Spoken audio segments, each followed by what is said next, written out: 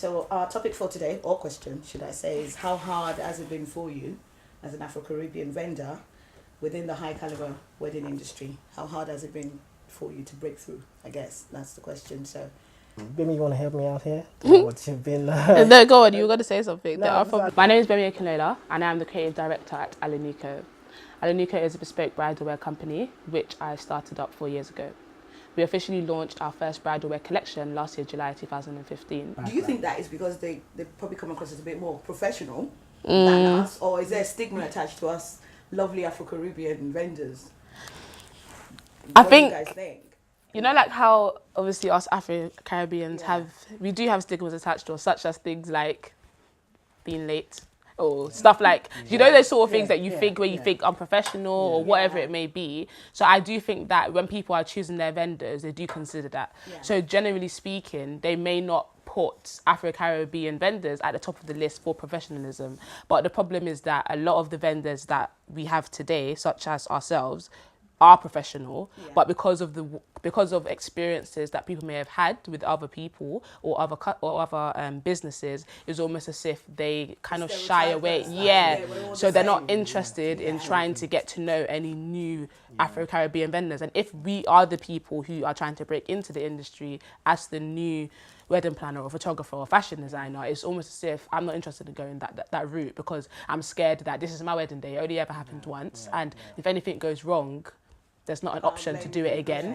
And it's just, you're going to say to yourself, oh, I knew that Afro-Caribbeans are unprofessional or late or whatever. But I guess what we're trying to show them, or what they can see from working with vendors like us, is that that is not the case. So I guess it's just a matter of people giving us vendors the chance to actually show that that may be the idea that you've once had, but that's no longer what it is. With the vendors that I work with anyways, or the majority of the vendors that I work with, they're very much professional. But I guess they're not in the vendors, so they don't see that.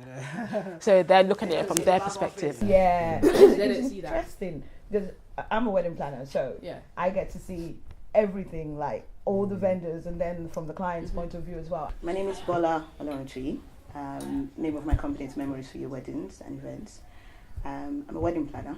Love my job. Been doing it now for over 15 years. Why did I get into wedding planning? I got into wedding planning because I saw the state of weddings and what people were doing. It was rubbish, basically. So I thought, it was something I could step into, make a difference, basically. I have a good background in organising and HR as well, which makes me know what makes people tick, hear what they're not saying while we're planning. So all of those skills and experience kind of combined together make me go into it. One thing I found us doing over the years is trying to prove to clients that We can do it. we can do it. Yeah. Which sometimes can get a bit tiring as well. Like, I can do this job. You've seen my Instagram, which is where everybody, or Pinterest, where everybody picks their weddings from nowadays. We can do it, but I still find myself, especially in the high caliber market, having to prove that, because I'm black, actually, I have to go above and beyond the normal course. So maybe for a normal client, I'll just do like a simple demo. But for the high caliber market, I have to go to the venue, pay extra, just to prove it. And I mean, just to buttress what Bimi said, I've had clients, I've had to work extra harder to convince my people that, look, I can cut it. Hello, my name is Kevin Abosi. I'm a wedding photographer here in London. I started wedding photography around about 4 or 5 years ago. I had a stint with the Daily Mirror here in London, and after seeing a few well-known Nigerian wedding photographers, I was inspired to join the trade. I can do it for you. I can give you a better quality, toe to toe with whoever. I can do it. Trust me. But it's taking me, sometimes it takes me, I have to put an extra effort in trying to tell them that, look, I can do this. I can do this way better than, whoever, in terms of, thinking someone from, a Caucasian background or European background or an Asian background can cut a better job, than myself. So, it's a hard job. It's especially trying to, because there's this mentality that people from our background has this I don't care low quality, Yeah. mentality, With the- and that yeah. right from the plumber, the painter. So this kind of the culture has been carried on, It has, and yeah. it has like a domino effect. It becomes like a disease, like it's going viral. It's spreading that no, they can do it. Let's go get a guy from blah blah blah background. Even though it's more expensive. Even if most of the time. I tell you, I've had clients in the past who. I'll give you an example. Clients came in from Ireland one time, and I was the very first point of contact because they had barely just settled down and they were planning to get married. And they contacted me, see if I could, do you know any decorator, do you know any DJ, and obviously I was helping out. And then at the end of the day, they ended up hiring a Chinese photographer. They didn't even hire you. They didn't hire me. You I did recommended all all the the free vendors to consultation, and I recommended Oh, wow. everybody. Oh, wow. And in the end, they ended up hiring a Chinese photographer, and it was a regret. They regretted it, okay? Because Not because it was Chinese. no, No, they just not to felt say that because it was Chinese, yeah, that was wrong, because but, they came to see me. They came to a wedding. I invited them to. They actually came to meet me at a wedding. And while the obviously I took a break, we had because they were going away, so that was the only way we could meet. And showed them every sample. They were happy, blah blah blah. And in the end, they kind of like dumped me and then went for this Chinese guy. Interesting. So an insider told me that they were completely disappointed. At the end of the day, they were completely disappointed.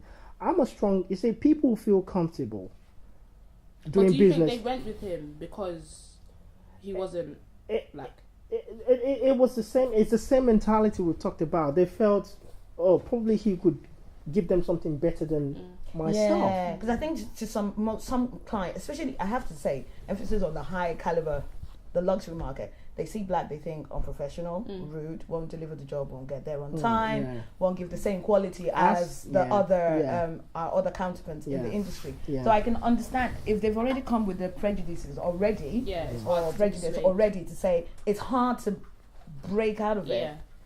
So it's almost like we're working harder Yeah, For- We The have same- once or twice. Yeah. to do, because one thing one of my mentors actually said to me when I was about to break into the luxury market, that the higher you go, the higher the money, the higher the devil. Yeah, of course. I thought, what does that mean? It wasn't until I encountered my first luxury wedding that I understood what she meant. The level of onus they place on you when it's the luxury market is even higher. But I can understand that, just because if you are paying a premium price for something, You want the best. you're want going the to best. expect an absolutely, absolute premium service for that. Definitely. And I guess, with, like, for example, if it was me, if I was paying a premium price, I would expect the absolute best. Absolutely, It's like you're always going to come with 101 questions. How is this going to work? And how is that going to be? And are you going to do this? And are you going to do that? And the little things that I guess you wouldn't really expect somebody to ask you. Exactly, they would ask. But that's because they have the money to pay for it. So they're going to expect that, okay, well, if I'm paying this much money for it, then I expect every single element of it to be amazing. But I guess we are delivering an amazing job. I guess we're just getting a lot of headache. That's it. But interestingly enough, as well, I think, unfortunately, which it has to be said, in our industry, as in the Afro-Caribbean industry, you probably see like 20%, maybe 25, let me be generous, of us professional vendors. And you get this huge percentage that they're not really working towards professionalism, they're not doing this, they're undercutting, they're not doing the job the way it should be done. So unfortunately, we're fighting our other counterparts and ourselves to try and prove that yes, we can actually do this the way these people are doing it, so you can still pay us the money and expect the same level of service. So those are some of the problems that I've encountered, where I've spoken to an Afro-Caribbean vendor and I'm like, do it this way, and that's too much. Nah, if you do it like this, do it like this, do it like this, you'll get your result. Yeah, they want a shortcut. Always a shortcut. So if they've spoken to a client, obviously that client is thinking, nah, I'm not going to book you. So if they come to me afterwards, the same client, they've come with that same mindset. That no, you're probably going to give me a shortcut. But I tell you, I mean, as photographers, we've obviously, when we speak with, when we sit down in forums and, with colleagues, and we, sometimes, have banters about what problems we're having as photographers. People come up with all sorts. For instance, some white photographers would tell you how hard it is to photograph someone with a dark or someone with a different Dark skin tone. complexion. I don't want to use the word dark. How hard it is to kind of like shoot them, and a few other photographers from other racial background have had to complain about our timing. They've complained about how we're not on time. They book them for 8 hours, and at the end of the day they're looking for extras and all that. And I tell you, the truth is sometimes even though we get this uphill task with the problems we encounter with some of our clients from our background wanting to opt for people from other ethnic or European background, there are some good side to it. For instance, there was a case where a Nigerian, a high-end client hired a guy from Asia to photograph the wedding, and because the Asian photographer wasn't, kind of like in tune with, you know what it is with our weddings. Yeah. It's a blend of both the That's Western and the traditional. Yeah. Is a blend. Can't I mean, take that. anybody can shoot a Western wedding. We know the routine. But if I'm shooting, for instance, an Indonesian wedding, I might, an Indonesian traditional wedding, I might encounter some problems. Yeah, because you're not It's not used something to I it. do. Yeah. Exactly. And they had to hire me. The Asian photography company had to hire me so I can lead them. Wow. Okay, I can lead them. But I was just wondering, why didn't this, Nigerian client look Why didn't you just for go straight someone for- from their background in the first place?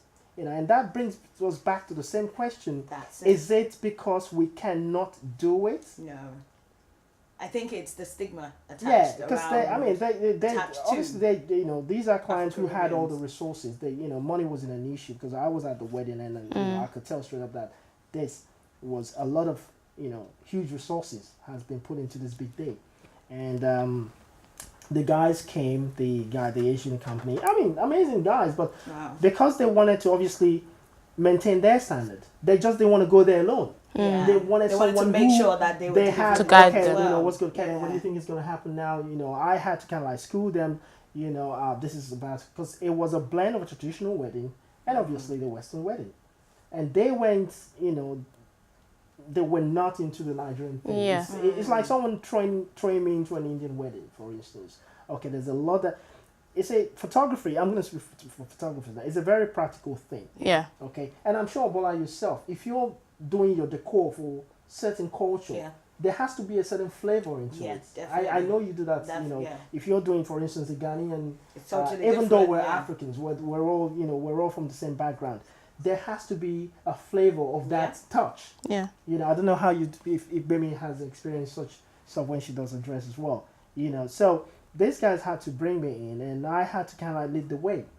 They had a Sikh background, the Sikh religion background. So shooting a wedding in a church wasn't something they do. They shoot in their own temple yeah. and all that. So I had to lead the way, and I was at the end of the day, I was asking myself, why didn't these guys hire me? Not the Asian money. company, Why Exactly. didn't the Nigerian folks hire me straight up? Why bring someone, And I also had another experience with a white photographer. I was doing the photography. He was doing the cinematography. I say cinematography, just like Michael. And every minute he would walk up to me and ask me, "Dude, what's gonna happen now? What are you doing now?" You're supposed to be the cinematographer. So these are some of the, yeah. But do you know what? Do you know what it is? I feel like maybe because, the whole wedding industry and the whole like massive wedding thing, although it seems like it's been going on for a long time, it's probably only been like as major as it is for maybe the last 2 years or 3 years. You're very correct, So yeah. what it is I guess it's a transition from people, what they're used to or what they were used to the big to weddings of this now. nowadays, And yeah. because obviously it's quite recent, all these vendors in our industry, well, obviously pretty recent in terms of, because it's only been happening for 2 years. I reckon in the next 2 to 3 years, there's not going to be the option between should I go for that vendor, as in not the Afro-Caribbean vendor, because they're not going to be on time or whatever, because we would be known enough for them to see that exactly they would have seen a lot of weddings that have been done by us, and then they will have the peace of mind to know that, okay, well, you know what, they've been doing it for X, Y, and Z amount of years. But what it is they're looking at these vendors, such as us, who have been, I guess, broadcasted in a bigger light in the past 2 years, to the other ones who have been doing it for X, Y, and Z amount of years on smaller weddings, or not necessarily smaller weddings, but, you know, the more weddings that we've seen in the past. And they're just more comfortable with somebody who, I guess, looks as if they've had more experience, if you get what I mean. The industry, especially with the Nigerian community, I mean, I have quite a few friends online who are top-notch, you know, Asian wedding photographers, and they're trying to break into the Nigerian market, which is, you know, it's mega. It's growing every single day. You know, it's gone from, I mean, from what it was 3-5 years ago to where a lot of, you know, Nigerians are into, you know, just like we said behind the scene earlier on, into, makeup. A lot of people are self-employed now because what the wedding industry in the UK has done with the, you know, with the huge, with the advent of Instagram, Facebook, social media, social media, it's just, it keeps blowing, and obviously the world is becoming smaller. It's getting smaller, and, you know, especially from. I mean, I haven't shot any wedding in Nigeria, but obviously with the social media and all that, we know, as a matter of fact, it's bigger than what we have here in the UK. Yeah. The Nigerian wedding industry, way it's, bigger. You know, it's huge. Phenomenal. It's, you know, it's valued at, you know, which is interesting. millions of dollars. It's almost like Nigerian weddings. If we can take that genre out of the African, they almost set the trend for what weddings are going to be in the next 2 to 3 years. And I think for me, I like the fact that most Afro-Caribbean vendors now, the professional ones like yourselves and others that I've worked with, they're understanding the need to be more professional. Two. So for any future bride, you know you're dealing with a professional. Not only because they're saying so in their behavior, but they belong to associations. Exactly. We encourage each other. We teach each other. We learn from each other's experiences. So that has built us. Which, to be honest, with our other counterparts that we're talking about, that's what actually is one of the keys to their success. I'm just gonna chip in there before Big Bimmy comes in here. That we've got to give ourselves, you know, a pat on the back. You know, we've come quite from nothing to, circle, you know, I mean, if you look back 5-6 years ago compared to where we are now, I mean, the standard is improving. Everyone's up in the game, especially with the help of, you know, with the social media. And if you're not up in your standard, you're not getting the job. You know, the competition is, the rivalry is so, you know, too big. Absolutely. You know, and everyone's doing the best, and, you know, every single day. You know, I mean, and I've worked with Bimmy, I've worked with yourself, I've worked with Michael behind the scene. And if you look back 3 or 4 years ago, you know, we've done well. We've set the trend. You know, as a community and you know, as people, it's amazing. And like I said, the future is. I'm looking forward, because especially for me, with some of the luxury venues that I've worked with here in London, I walk in and they're like, "Oh, you're black." I've actually had one say to my face, "Wow, oh, you're black," because I only dealt with them mostly on the phone originally. And I'm like, "Wow, your level of professionalism is top notch." And I was like, "But it shouldn't matter whether I'm black or white." No, it shouldn't. The professionalism should be there as a wedding planner anyway. The standard is. It's for me. It's seeing more and more vendors in the Afro-Caribbean striving to be on that level. That, you know what, I want to be better than the last one I did. Okay, now I need to prove that as a black person we can do this, and we can even do it better, and we will keep all the standards that you want. So for me, it gets me going, it gets my juices going. What else? I look for loopholes that maybe my counterpart who is in another area is not doing, and I'll do it. So that they will say, "Oh, a black person came in there and she wowed us. She did this well." And in fairness, in fairness, like I said, we've got to give ourselves, you know, a pat on the back. I mean, I you know, some few years, you know, if you rewind some few years ago, the fact that we still have, you know, this problems of people wanting to still go outside the community to find their, you know, their vendors will. For instance, Bemi here, you know, she's amazing. You're an amazing woman, you know, with what you do. I don't think if I was to get married now as a bride, I would want to opt out when I have someone like Bemi, you know, who could cut it way better than someone else and yourself, you know, with due respect. So the industry keeps growing. The standard, it's, even though we feel we're not there yet, and some people still feel, no, I don't want them. They can't, they can't cut it. They're always late. They have, blah blah blah and all that. But there are some in the industry that are actually giving them max, and we've got to recognize that, because if you can't do it, if you can't cut it the way the client wants it, they go elsewhere. Yeah. They go elsewhere.